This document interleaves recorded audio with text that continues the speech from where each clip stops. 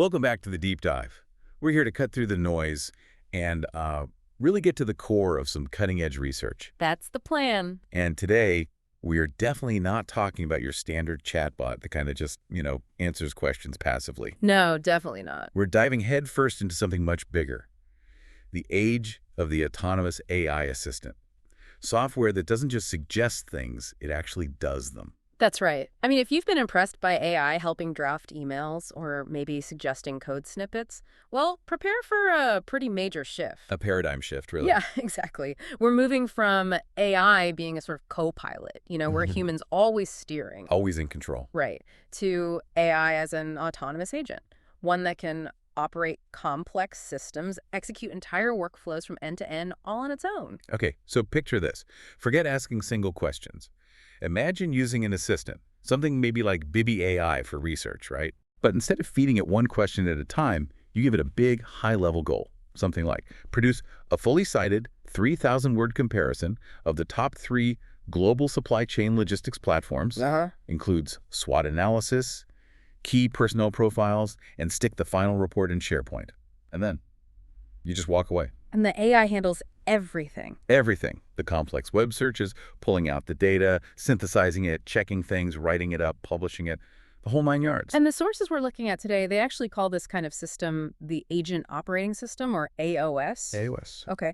So our mission for this deep dive is pretty clear. We need to first define what this agentic revolution really is. Right. Then we need to get into the details of how these new browser agents can actually navigate and operate on the web autonomously. The practical how. Exactly. And crucially, we need to look at the architectures, the design patterns that make this work, and, well, the pretty significant security challenges that come with this level of independence. It sounds like the key thing right up front is that this isn't just faster automation. It's something fundamentally different. It absolutely is. It's adaptive. It's goal-oriented autonomy. It's shifting automation from just following a strict recipe. Like a script? Yeah, fixed script, to achieving a defined goal, even if it runs into unexpected roadblocks along the way. It's a whole new frontier. Okay, so let's really unpack that shift. Because, for a lot of people, when they hear automation, they immediately think of RPA, robotic process automation. Sure, that's been around a while. Over a decade, right? Right. So how are these new agentic workflows, as you call them, fundamentally different from those older rules-based systems? Why should we really care about this difference? That's the core question, really. And the difference boils down to flexibility versus rigidity. Okay. Traditional automation, whether it's old school workflow management or RPA, it's inherently rigid. Right. These systems depend on very specific predefined steps. Step 1, step 2, step 3. Exactly. Operating on highly structured data. So think about processing an invoice. If the vendor changes the layout of that invoice, even just a little bit, The bot breaks. the traditional bot just breaks, stops dead, needs a human to come in, figure out what went wrong, and manually reprogram it. So it's like this perfectly tuned machine, but it can only do that one specific job, change the input, and it jams. That's a perfect analogy. Then you've got what we might call AI-enhanced workflows. This is sort of an intermediate step. Okay, a halfway house. Kind of. Here you might use AI, maybe a specific machine learning model, for one challenging task within the workflow, like using OCR, optical character recognition, to read text from a messy scanned invoice. Right, dealing with unstructured data. Exactly. But the overall process, it's still fixed, it's still linear, it's still governed by those traditional workflow rules. The AI is just doing one specific job inside that fixed sequence. So the intelligence is kind of bolted on, compartmentalized. The system's logic is still rigid. If the OCR worked, send it here. If not, flag a human. You've mapped it out perfectly. Now, contrast that with the AI agentic workflow. This is where things get really interesting and complex. Okay. These agentic systems, they dynamically adapt the workflow based on the goal, based on the context they're seeing right now. They can handle multi-step processes that are not linear. Non-linear, so they can jump around. Yeah, they can decide the next best step isn't step 3, Maybe it's step 5, or maybe they need to go back to step 1 with new information. They move easily between structured data, like in a database, and unstructured stuff, like reading a website or a PDF research paper. Hmm. The absolute key is their ability to make complex decisions autonomously, to try something, maybe fail, reroute, try a different approach entirely, Without a human telling it to. without explicit reprogramming. And crucially, they have the capacity to learn from these experiences and improve over time. That adaptability, hmm that's what really separates a tool from an independent problem solver, isn't it? Exactly. So if an agent is trying to compile, say, a financial report, and it hits a paywall trying to get competitor data, Right. It doesn't just freeze. It might decide, okay, plan B. Let's search for press releases instead. Or look for annual reports on their investor relations site. Or check financial news articles. It finds another way to get the needed data. that goal-oriented adaptability is the absolute core difference. And the sources we looked at, they break down the key characteristics that give these agents this power. There are 5 main ones. Okay, let's hear them. First, autonomy. They operate independently, making their own decisions step by step towards the goal. Makes sense. Second, adaptability. That ability to change their actions on the fly when the environment changes, like hitting that paywall. Got it. Third, and this links right back to your Bibby AI example, they are goal-oriented. Their success isn't measured by following the script perfectly, but by actually achieving the objective you gave them. Finish the report, find the data, whatever it is. Precisely. Fourth is learning capability. These agents can store information about past attempts, what worked, what didn't. They build up this sort of institutional knowledge to get better at planning and execution over time. So they don't make the same mistake twice, ideally. Ideally, yes. And finally, fifth, scalability. They're designed in a way that lets them tackle bigger, more complex tasks without needing a complete architectural redesign every time the job gets harder. Okay, that level of complexity clearly needs a pretty solid technological base. Let's get into the anatomy, the core components that make this kind of independence possible. Right. At the very heart of any modern AI agent, conceptually, is the large language model, the LLM. That acts as the reasoning engine. The brain. Essentially, yes. It provides the power to understand complex instructions given in natural language, to generate plans to make decisions based on context. Okay. Around that brain, you have the agent structure, which typically involves 4 key components.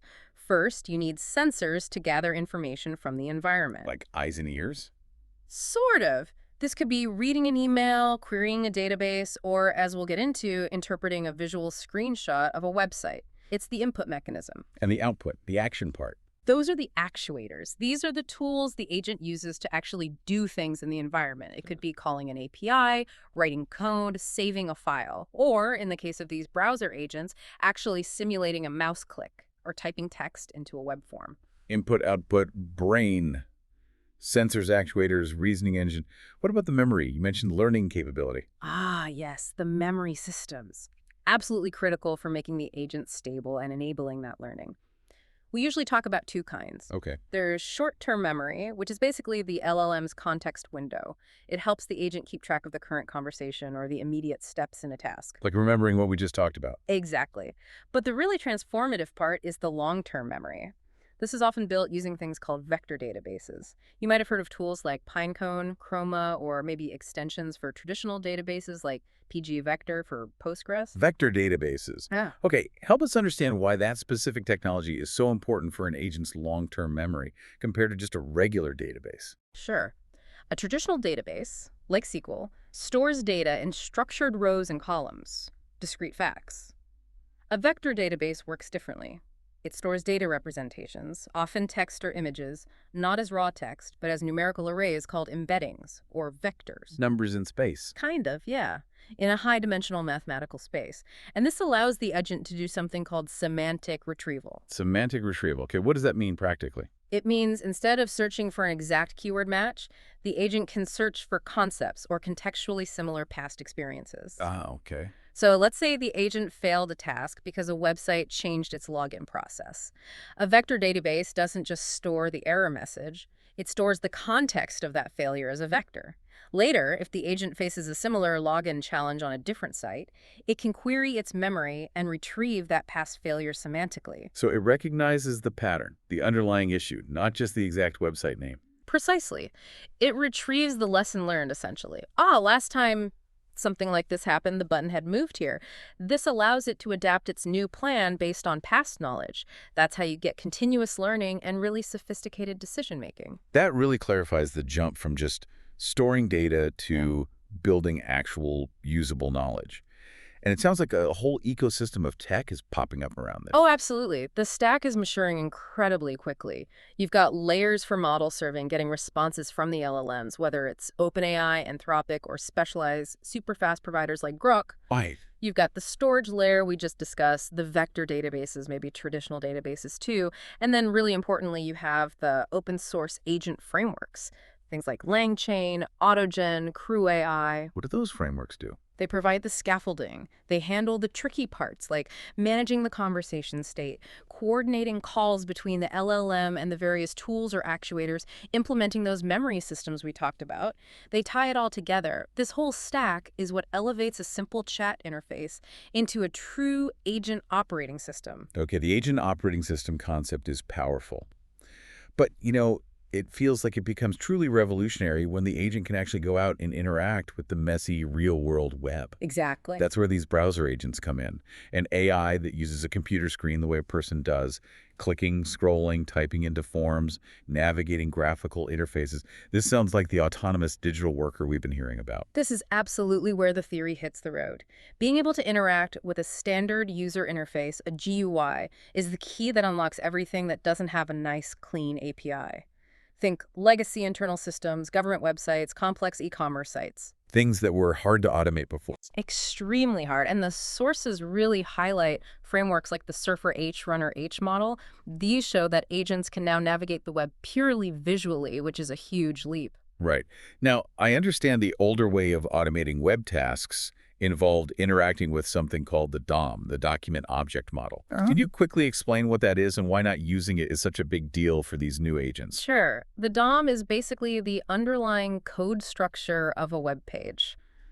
The HTML, the CSS that tells the browser how to display everything. It's like the blueprint. Okay. Traditional web bots or screen scrapers, they read this DOM structure to find elements. They look for specific code tags, like find the button with the ID attribute equal to checkout. Got it. Hunting through the code. Right. But the DOM can be incredibly complex. It changes all the time when websites get updated, and it's often deliberately obscured to prevent scraping. Ah. The big innovation with something like Surfer H is that it completely bypasses the DOM. It doesn't need to read the code at all. Instead, it uses a vision language model, a VLM. Vision. So it sees the page. Exactly. The VLM analyzes a screenshot of the web page, just like you or I would see it. It then reasons about the task based on the visual layout. What does this button look like? Where is the search bar visually? This makes it way more resilient if a developer changes some underlying code, but the visual appearance stays roughly the same. That sounds incredibly advanced. Using site instead of code structure, the sources break this Surfer H down into a really specialized three-part system. Yeah. How do those pieces work together to do something complex, like ordering a product? Yeah, this three-module system is what gives it such high accuracy. It operates in a kind of continuous feedback loop. Okay. It starts with the policy module. Think of this as the agent's planner, usually powered by the main LLM. Based on the overall goal, buy these shoes, and the current screenshot it's looking at, the policy proposes the next logical action. Like click the Add to Cart button. Exactly. Or scroll down the page. Or type Nike Air Max into the search field. It decides the next semantic action. Okay, so it generates the intention. Yeah. Then what? Then, that proposed action goes to the localizer. In the Surfer H framework, they use a specialized model called Hollow1 for this. The localizer takes two inputs, the screenshot and the description of the element the policy wants to interact with, like the search button. Its job is to look at that screenshot and output the precise X and Y pixel coordinates on the screen for that element. It's translating the idea of the search button into the exact spot to click the mouse. Wow. Policy says what to do. Localizer says where to do it on the screen.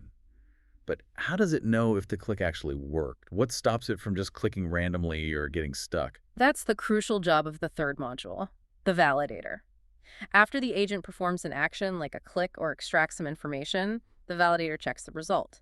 Did clicking that button actually lead to the shopping cart page? Is the price it extracted actually a number? Quality control. Exactly. It compares the outcome against the original goal and some internal checks. If the validator decides the action didn't work or the result is wrong, It generates feedback. Like, nope, that wasn't the right button. Precisely. And that feedback goes back into the policy module's memory. This forces the agent to reconsider. Maybe it needs to propose a different action, click a different element, or refine its search term. It learns and iterates. So it's this loop. Policy proposes, localizer locates, actuator acts, validator checks, and then feedback refines the next policy proposal. You got it. That continuous loop is what drives the really impressive performance metrics we saw in the source material.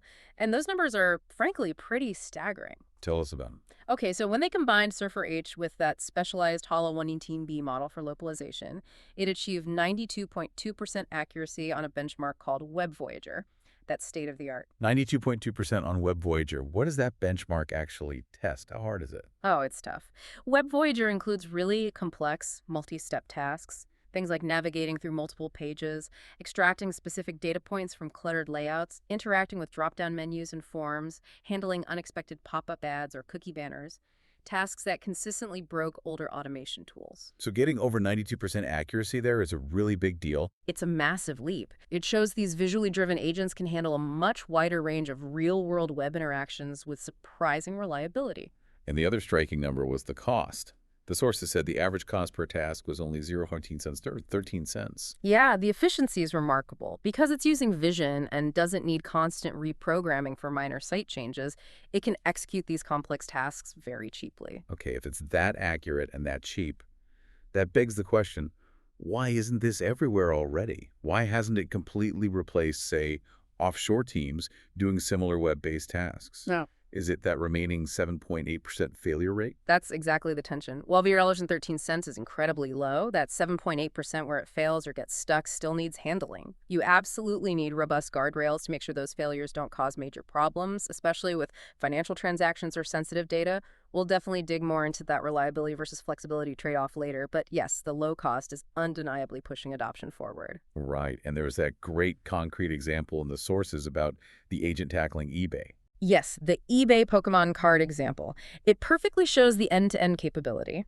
The agent got a single prompt, something like, go to eBay, find all current listings for Pokemon cards, pull out 10 distinct ones, and make me a Google sheet with the card names, prices, and links. And it just did it. It did the whole thing. Navigated eBay's dynamic site, scrolled through potentially hundreds of results, figured out which visual element was the title, which was the price, which was the link for each card. Even if the layout varied slightly between listings. Right.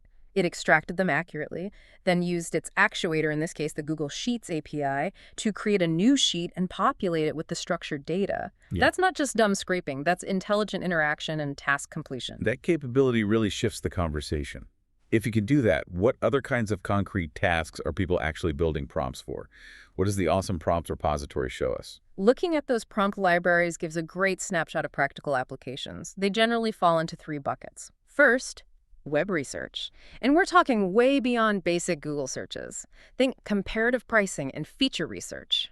An agent could be tasked to hit, say, 10 competitor websites, extract detailed feature lists for different product tiers, find any active discount codes, maybe even check the stated customer service response times from their contact pages, and then compile all that scattered info into one structured JSON report. Wow. That's easily hours, maybe days of work for a junior analyst condensed. What about more specialized research? In academic research, it gets quite granular. You could prompt an agent, find the top 5 most cited papers on, say, reinforcement learning published since 2022, extract the abstract and the methodology section for each, then check if there's an open access PDF available on Sci-Hub or the author's university site if the main link hits a journal paywall. So it's making decisions based on encountering obstacles like paywalls, adapting. Exactly. Real-time adaptation is key there. Okay, second bucket, e-commerce.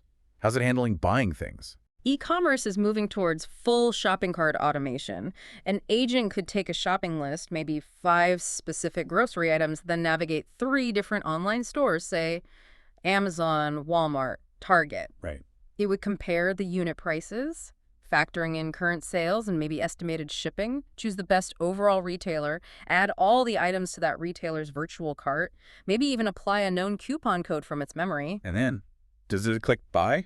It could, but typically the prompts have it stop right before the final payment confirmation, so it does all the legwork, presents the final cart ready for a human to give the okay. It executes the entire purchasing intent autonomously. Okay, that makes sense for now. And the third category, productivity. Yeah, basically acting as a superpowered executive assistant. A prime example is calendar management and conflict resolution. Oh, interesting. An agent could scan your calendar across maybe Outlook and Google Calendar, Hmm. identify potential double bookings, or even flag situations where you have back-to-back meetings without any buffer time. Proactive scheduling. Yes.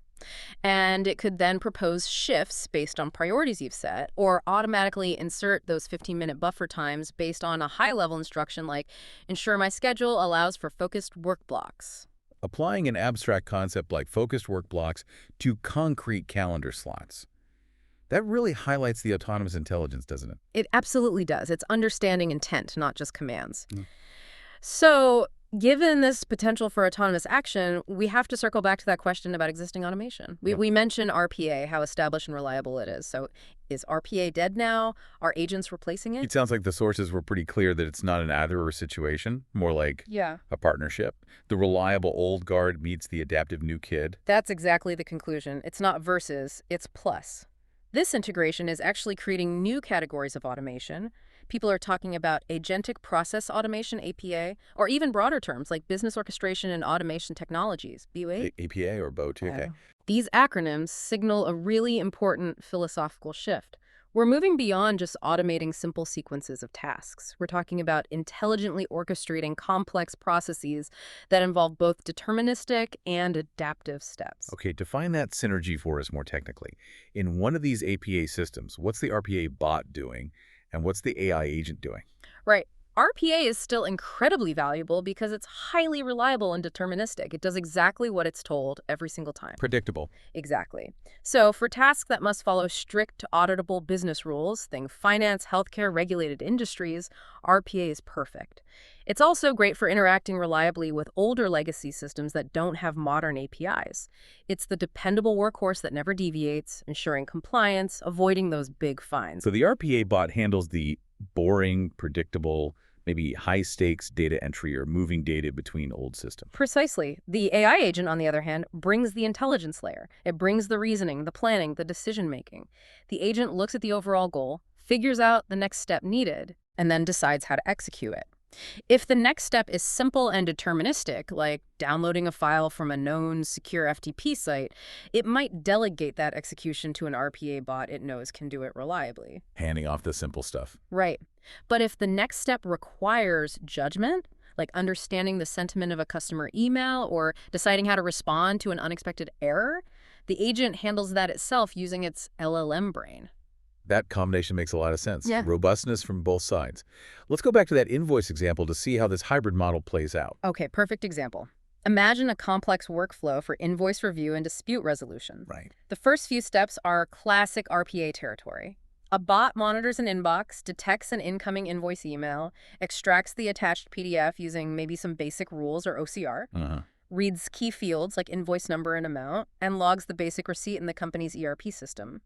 Predictable, rule-based. Standard stuff. But what if something's wrong? Exactly. Let's say the system flags an anomaly. Maybe the total amount is way higher than expected based on the purchase order, or it's a vendor they don't recognize. That's where the handoff occurs. The RPA bot flags the issue, and the workflow passes control to the AI agent. Okay, now the agent takes over. What does it do? The agent handles the complex, fuzzy, non-deterministic parts. Tasks like investigate dispute. This might involve querying past payment history for this vendor, checking contract documents stored elsewhere, maybe even drafting a polite email to the vendor asking for clarification. Things that require reasoning and communication. Yes. And then dispute resolution. Based on the vendor's response, which could be complex natural language, the agent needs to decide, is this explanation valid? Should we approve a partial payment? Or does this need to be escalated to a human in the legal department? The agent provides the intelligence. The RPA bot provided the initial reliable data entry. That really illustrates the synergy. Okay, but as these systems get more complex, involving multiple steps, maybe multiple agents, you can't just have one agent doing everything. The sources mention specific architectural patterns emerging. What are these key agentic design patterns for scaling up? Right. You need structures to manage the complexity. The sources outline 4 main patterns, moving from simple to more complex ways agents and models can interact. Okay, pattern one. The simplest is chained requests. This is basically a linear sequence. The output from one AI model or process it step becomes the direct input for the next one. It's very controlled, very predefined. Like an assembly line for AI tasks. Pretty much. It's good for specific things, especially multimodal tasks where you're changing data formats. You give an example. Show its strength, but also maybe its weakness. Sure. Think about localizing a video interview. Step 1. An audio transcription model converts the speech to text. Step 2. A summarization model takes that long text and creates a short summary. Step 3. A translation model takes the summary and translates it into, say, 4 different languages. Step 4. Another model might format those translated summaries nicely for posting on a website. Seems powerful. Where's the weakness? The rigidity. If that summarization model in step 2 does a poor job, maybe misses the main point, well, then you're just translating a bad summary into 4 languages. There's no feedback loop or self-correction like in the more advanced patterns. It just executes the chain blindly. Got it. Okay, pattern 2. That's the single agent pattern. Here, you have one primary AI agent, usually powered by an LLM, that manages the whole workflow. It maintains state and context over multiple turns, often using a scratchpad or short-term memory. Like a chatbot that remembers the conversation. Exactly. It's great for building assistants or interfaces where you need that consistent interaction. The single agent can decide which tools or APIs to call at each step. Search the web, query a database, run some code, but all the core planning and decision-making stays within that one central agent. Okay, makes sense. But what if the task is too big or needs specialized skills beyond one agent? That leads us to the third pattern, multi-agent with gatekeeper. This introduces a hierarchy. Hierarchy, like a manager. Precisely. You have a main top-level agent acting as a coordinator or gatekeeper. It gets the overall goal from the user, analyzes it, breaks it down, and then delegates specific subtasks to specialized subordinate agents. Okay, give us an example of that. Think of a sophisticated enterprise customer support system. A customer sends in a complex query. The gatekeeper agent analyzes the query's intent. Is it a billing question? It delegates to the specialized billing agent. Is it a technical bug report? It sends it to the technical support agent. Does it need information from the company knowledge base? It pings the knowledge retrieval agent. So different agents for different jobs. Right. Each subordinate agent handles its piece, reports back to the gatekeeper, and the gatekeeper synthesizes the final answer for the customer. It maintains central control, but leverages specialized expertise. That sounds much more scalable for complex operations.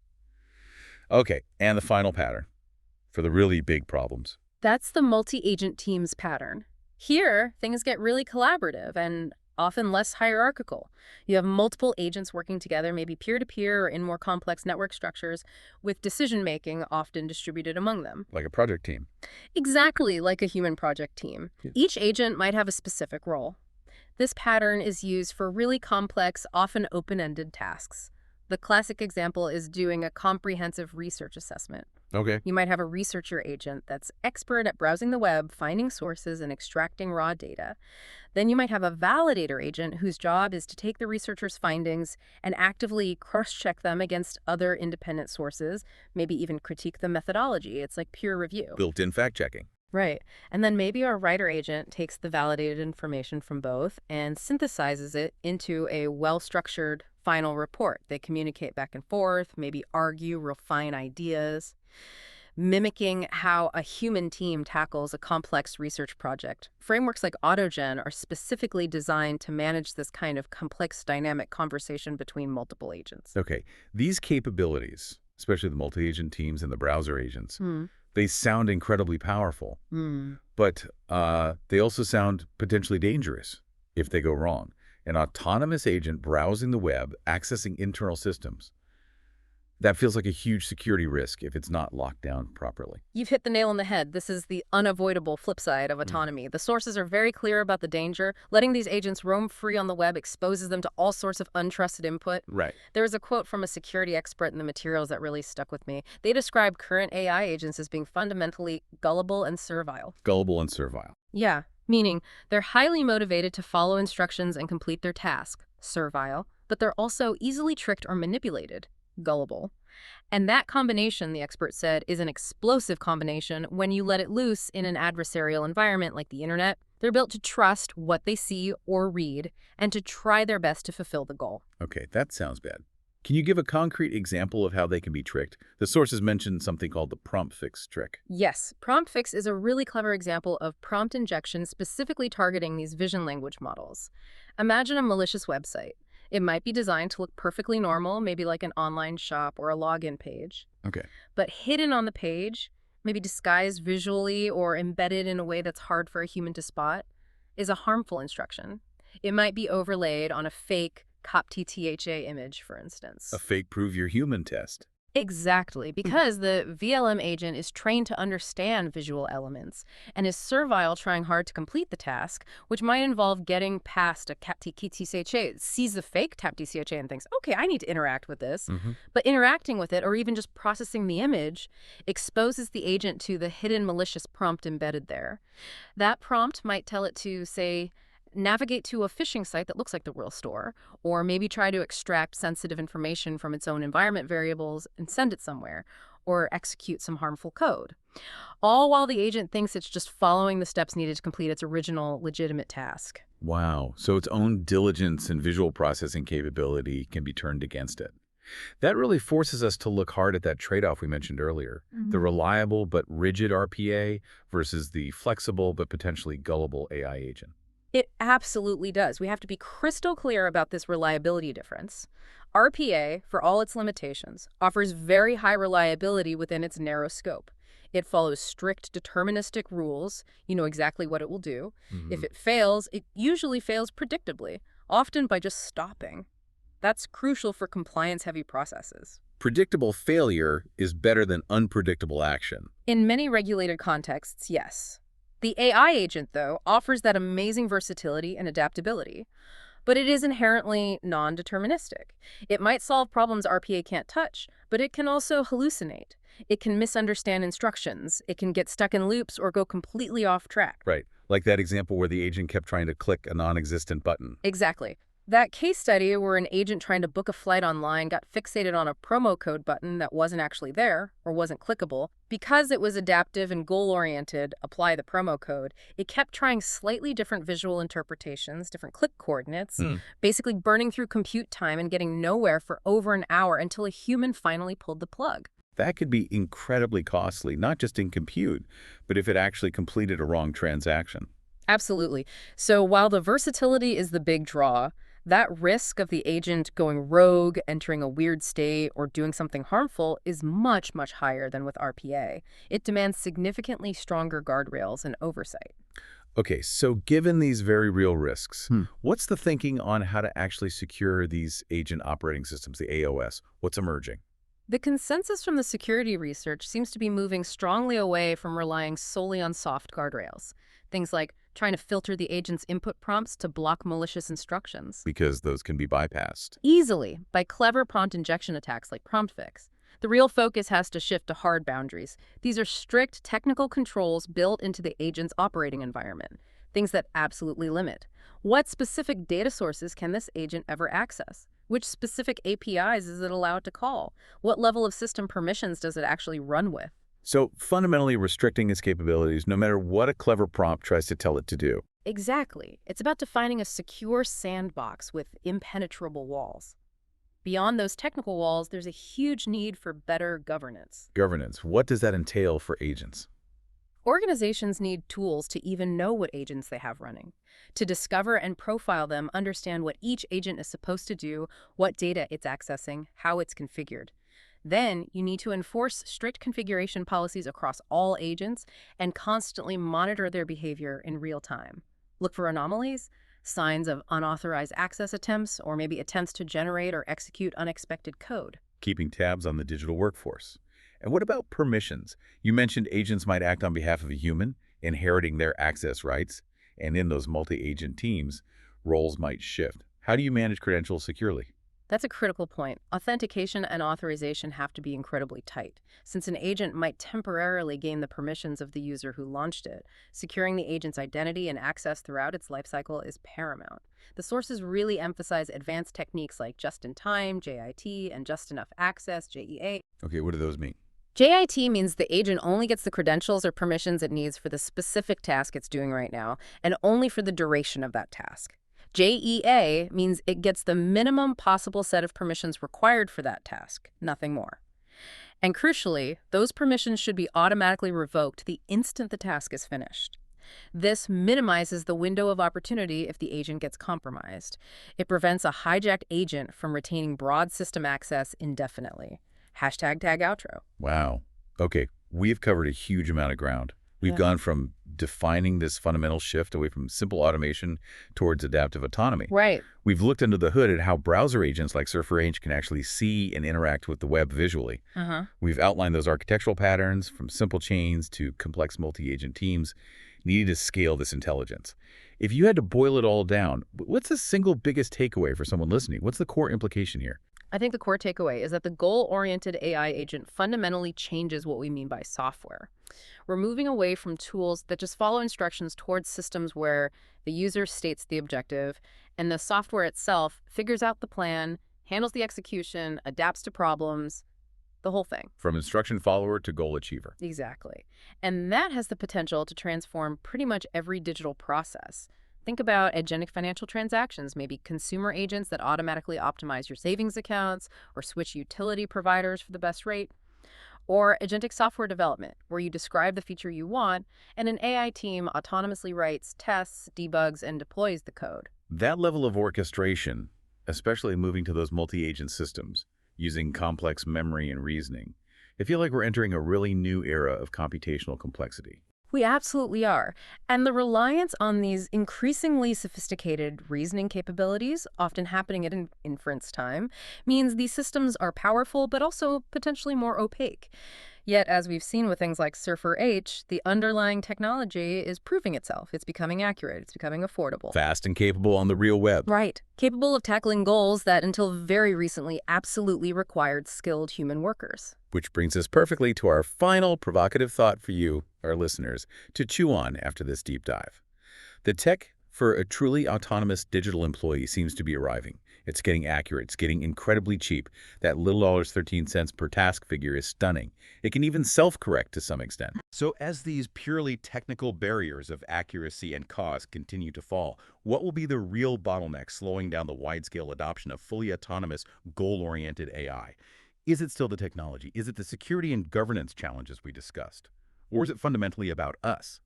About our human comfort level? How willing will businesses and maybe society be to truly relinquish control, to delegate high-stakes decisions and complex operations to this new kind of digital workforce, one that's incredibly capable and servile, but maybe, just maybe, still a little bit gullible?